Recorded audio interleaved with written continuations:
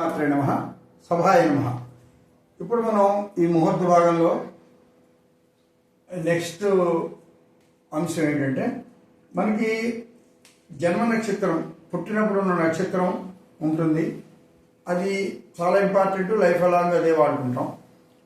ఒకవేళ జన్మ నక్షత్రం ఆ డేట్ ఆఫ్ బర్త్ తెలియని వాళ్ళు నామ నక్షత్రాలతో మనం అన్నీ చూసుకోవాలి. సరే, ఒకవేళ జన్మ నక్షత్రం ఉన్న నామ నక్షత్రం ఏదో పేరు పెట్టుకుంటారు. అందరూ అన్ని వేళలా జన్మ నక్షత్రం పేరే, అంటే ఆ జన్మ నక్షత్రానికి ఒక్కొక్క అక్షరాలు ఇచ్చారు, నామక్లేచర్. అదే పేర్లు పెట్టుకోవాలని లేదు, పెట్టుకోకూడదని లేదు. ఒకవేళ అదే పేరు అదే నక్షత్రంతో పెట్టుకుంటే అదే రాశితో ఫలితాలన్నీ చూసుకోవచ్చు, అదేం ప్రాబ్లం కాదు. ఒకవేళ మీకు నక్షత్రం వేరు, పేరు కూడా మీరు వేరే ఏదో పెట్టుకున్నారు, దాంతో వరి అవ్వక్కర్లేదు.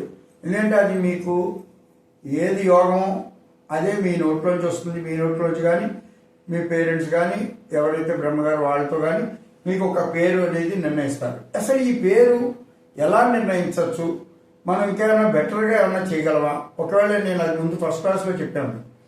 ఒకవేళ మీ నక్షత్రం మీరు అనుకున్న కొన్ని లక్షణాలకి సరిపోకపోతే మీ పేరుని బట్టి ఆ లక్షణాలను మీరు ఇంప్రూవ్ చేసుకోవడానికి మీకు 30% దేవుడు ఛాన్స్ ఇచ్చాడని చెప్తున్నాను. అది ఎస్ట్రాలజికల్గా మనం రీసెర్చ్లో చూడాల్సింది. ఇప్పుడు మనం ఆ విధంగా పేర్లు, అక్షరాలు, ఈ నక్షత్రాలకి ఏమేమి పేర్లు పెట్టారో, అక్షరాలు ఏమేమి సూచించారో మనం 1 by 1 వరుసగా చూద్దాం.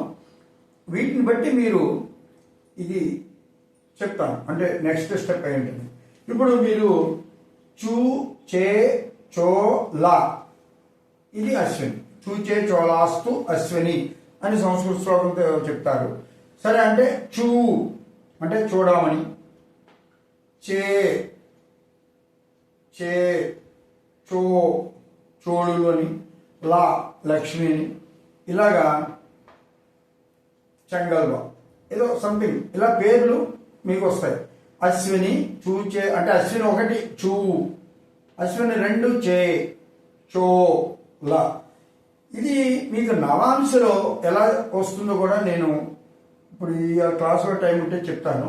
మామూలుగా చూడండి. భరణి లీ, లూ, లే, లో, లేలా, లోధర్, లే, లోలాక్షి ఇలా వస్తుంది. అలాగే కృత్తిక 1వ పాదానికి ఆ, ఆంజనేయుడు, అలా ఇక్కడికి వస్తుంది. ఇది మేషరాశి. ఇప్పుడు ఈ మేషరాశికి మేషరాశి పేరు పెట్టదలుచుకుంటే అది అశ్వినిలో పెడితే ఇవి పెట్టాలి, భరణిలో పెడితే ఇవి పెట్టాలి, కృత్తిక 1లో పెడితే ఇది. మీరు ఒకలా చూడొచ్చు. ఇప్పుడు భరణిలో ఇప్పుడు లీ, లూ, లేలోలో ఏదో అయినా సరే లాయే కదా ఉంది అని ఇప్పుడు లా పెడితే అశ్విని 4కే వస్తుంది. అది అంశలో ఎంత క్లియర్గా ఉంటుందో మీకు నేను నెక్స్ట్ స్టెప్లో చెప్తాను. ఇప్పుడు మీరు చూడండి. అంటే ఒక పేరు, ఒక అక్షరం, ఫస్ట్ అక్షరం మీకు ఎవరైనా చెబితే మీరు ఎంత ఈజీగా వాళ్ళ గురించి చెప్పచ్చో జాతకం నేను మీ చేతి చెప్పిస్తాను. ఈ విషయంలో ఒకసారి చూడండి. ఇప్పుడు కృత్తిక 1 ఇంతవరకు అయింది. ఇప్పుడు కృత్తికలో 2, 3, 4లో ఈశ్వరుడు, అది ఇందిర, అలాగే ఏలేశ్వరం, ఇక్కడ ఊర్మిళ అంటే ఊర్వశి అలా వస్తుంది. అలాగే రోహిణి ఓ, వా, వి, వు, వాణి, ఓంకార్, వీరేశ్వర్, ఇలాగా రోహిణికి వస్తుంది. అలాగే మృగశిర 1, 2కి వే, ఓ, వెంకటేశ్వరుడు, ఓ అలా వస్తుంది. అలాగే మృగశిర 3, 4కి కా, కి, క్రాంతి కుమార్, అలా కిరణ్, కిషోర్ ఇలా వస్తాయి. అలాగే ఆర్ద్ర కు, ఖం, ఝ, ఝాన్సీ, అదే ఖ, కుక్కుటేశ్వరరావు అలా వస్తుంది కదా, అలా వస్తుంది. ఇప్పుడు చూడండి. పునర్వసు కే, కే, కే, కో, హా, కేదారేశ్వర్, కోణ, హా,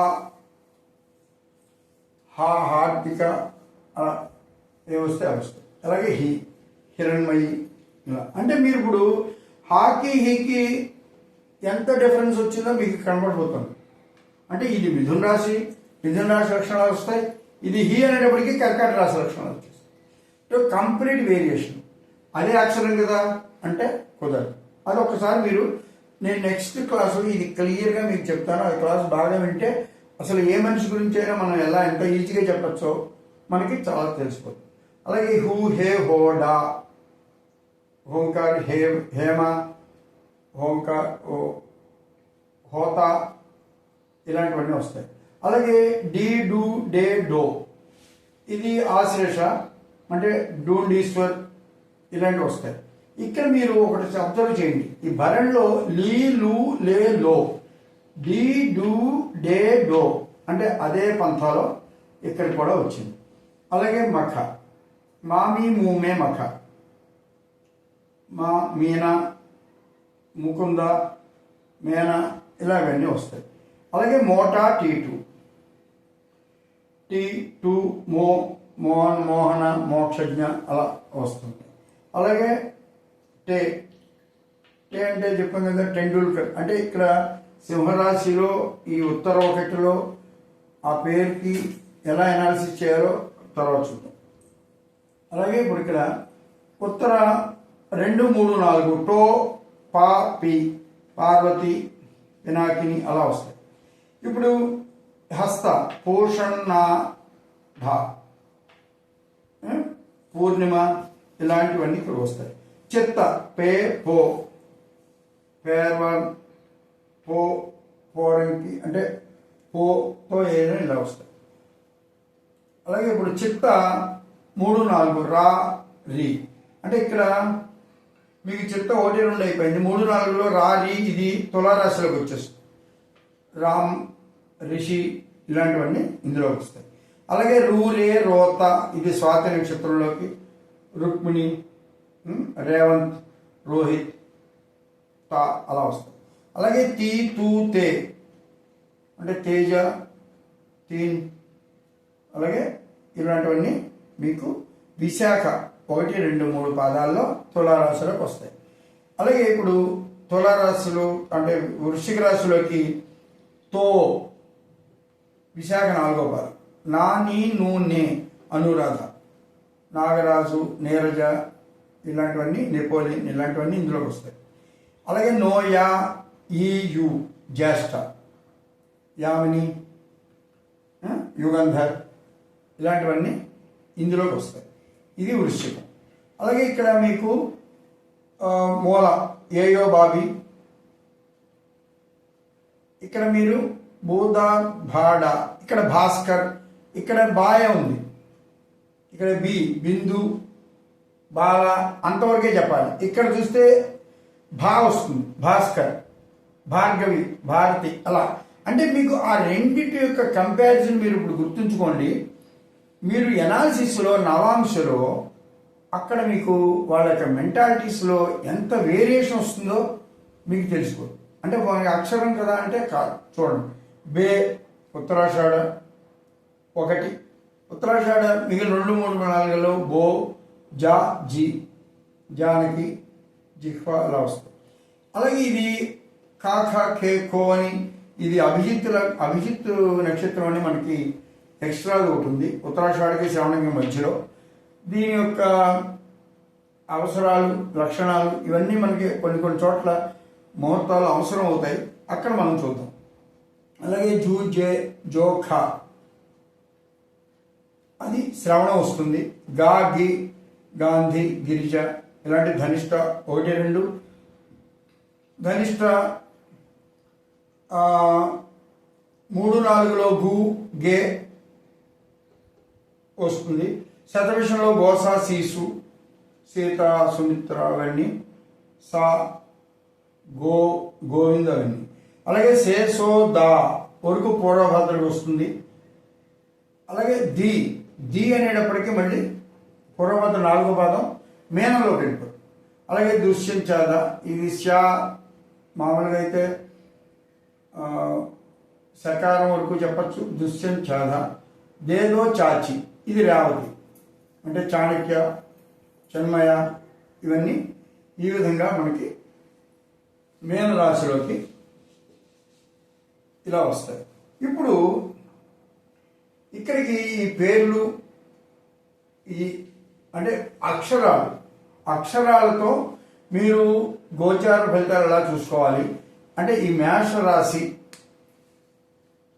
వృషభ రాశి, మిథున రాశి ఇలా అక్షరం తేడాతో ఆ రాశి మీ యొక్క మెంటాలిటీస్ ఎంత వేరియేషన్ వస్తుందో మీరు ఒక్కొక్క అక్షరాన్ని మనం నవాంశతో మనం అనలైజ్ చేద్దాం. అంటే ఇక్కడ మీకు ఏమవుతుందంటే ఏ మనిషి జాతకం చక్రం చూసినా మనిషి ఏదో 9 విధాలుగా ఉంటాడన్నట్టుగా ఎలా ఉంటుందో ఇక్కడ నేను చెప్పేది ఏంటంటే మీకు లగ్నం ఏదో లగ్నంలో పుట్టుంటారు, లగ్నాధిపతి ఏదో ఒక ఇంట్లో ఉంటాడు, ఆ లగ్నాధిపతి ఉన్న ఇంటికి మళ్ళీ నవాంశలో అక్కడికి మీ మెంటాలిటీస్ లోపల ఇన్సైడ్ మీ మైండ్ ఎలా ఆలోచిస్తోందో మీరు ఎలాంటి వారో అక్కడికి అది తెలుస్తుంది. అలాగే మీ నక్షత్రం ఉంటుంది, నక్షత్రం ఒక రాశిలో ఉంటుంది, అలాగే నవాంశలో చూస్తే ఒక పాదాంట్లో ఉంటుంది. సో ఇదొక 3, ఇందాక 3 పార్ట్లు.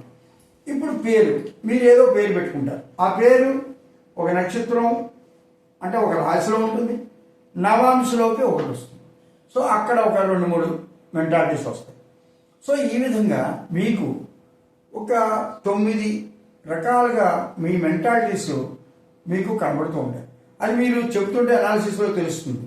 అంటే కొన్ని కాంట్రా కూడా మెంటాలిటీస్ వస్తాయి. అంటే ఇప్పుడు ఒకే సిమిలర్ టైప్లో చూడండి, రవి కుజుడు వాళ్ళు మిత్రులు అనుకున్నాం, అలాగే ఫైరీ సైన్లో స్థిరం, ఫైరీ సైన్లో డ్యూయల్, ఇలా మీరు 2-3 రకాలు చెప్పుకున్నాం. ఇదే టైప్లో మెంటాలిటీస్ ఒకేలాగా పేరు పెట్టుకుంటే ఒకేలాగా ఉంటాడు మనిషి. అదే కాకుండా కొంత ఫైరీ సైన్, కొంత ఏమో ఇమాజినేటివ్ మైండ్, కొంత ఏమో స్థిరంగా ఉన్న మైండ్, ఈ విధంగా ఉన్నప్పుడు మీకే తెలిసిపోతుంది ఆ వ్యక్తిత్వంలో 2-3 లక్షణాల కింద మనకి కనబడుతూ ఉంటాయి. ఇవి మనం ఎనాలిసిస్లో ఎలా మనం వెళ్ళి అతని గురించి మనం చెప్పచ్చో మనం జాతక విశ్లేషణలో అన్ని క్లియర్గా చూద్దాం. అది అక్కడికి ఈ టాపిక్ ఇక్కడితో మనం ఇది చూద్దాం. దీన్ని బట్టి ఇది కూడా మీరు బాగా స్టడీ చేయండి. మామూలుగా ఇది పంచాంగంలో ఉంటాయి, మీకు ప్రాక్టీస్ వల్ల మీకు పేర్లన్నీ వస్తాయి. ఇదే పేర్లతో మీరు మొత్తం ఇండస్ట్రీస్ గురించి కానీ మనుషుల పేర్లు ఎలా చూస్తారో అలాగే మనం కంపెనీస్ పేర్లు కూడా ఎనాలిసిస్లో మీకు ఆ విధంగా తెలిసిపోతుంది. అంటే ఒక కంపెనీ పేరు అది ఎలా డెవలప్మెంట్లో ఉంటుందో అది ఈ అక్షరాల్లోంచి మనం వాటిని ఎలా అనలైజ్ చేయాలో కూడా మనం దాన్ని బట్టి అన్ని వరుసగా చూద్దాం.